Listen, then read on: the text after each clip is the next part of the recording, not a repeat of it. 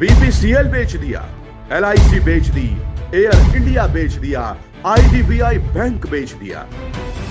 2014 में चुनाव जीतने की हड़बड़ी में प्रधानमंत्री नरेंद्र मोदी ने विकास के मुद्दे पर एक रैली में यह कहा था, मैंने कसम उठाई है, मैं देश नहीं बिकने दूंगा। सौगंध मुझे इस मिट्टी की, मैं देश नहीं बिकने। रुको जरा, सबर करो। बोला धक्का मुक्की नहीं करने का, आराम से लेने का।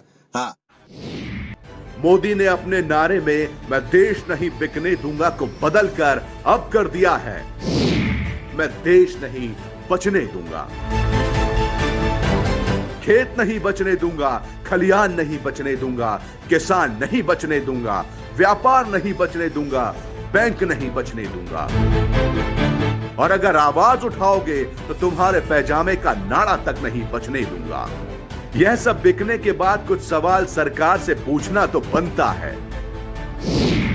क्या देश की डूबती हुई अर्थव्यवस्था को बचाना इसे कहते हैं?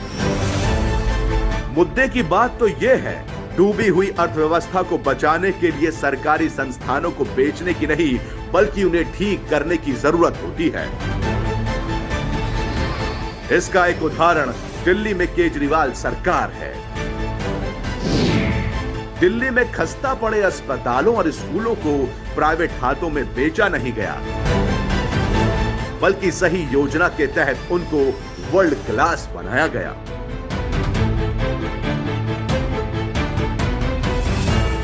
आज से 6 साल पहले सरकार घाटे में चल रही थी। 7-7 घंटों का पावर कट होता था। बिजली के दाम आज के पेट्रोल के दामों को भी मात दे रहे थे। सरकारी स्कूलों के नाम से माता पिता अपने कान पकड़ लेते थे। स्वास्थ्य सेवाएं पूरी तरह ठप थी।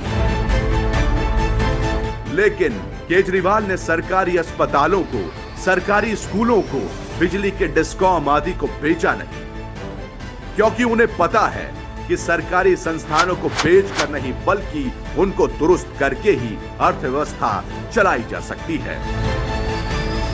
दिल्ली में जब सत्ता परिवर्तन हुआ तो व्यवस्था परिवर्तन साफ साफ दिख रही है। यहाँ के स्कूल, अस्पताल, बिजली, पानी, सड़क, सभी क्षेत्रों में विकास हुआ है। आज महज 6 सालों में दिल्ली में 73% परिवारों का बिजली बिल 0 आया है और बिजली 24 घंटे आ रही है।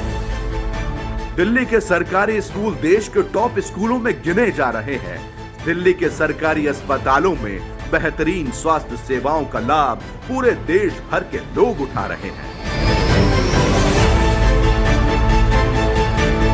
वहीं केंद्र में भाजपा सरकार व्यवस्था परिवर्तन की जगह मौजूदा व्यवस्था को तहस नहस करने में लगी हुई है। सब कुछ बेचकर भाजपा सरकार सिर्फ देश के 4 पूंजीपतियों का फायदा कर रही है, देश का नहीं। जनता सरकार को इसलिए चुनती है कि वह व्यवस्था को मजबूत करे, ना कि उसे पूंजीपतियों को बेच दे।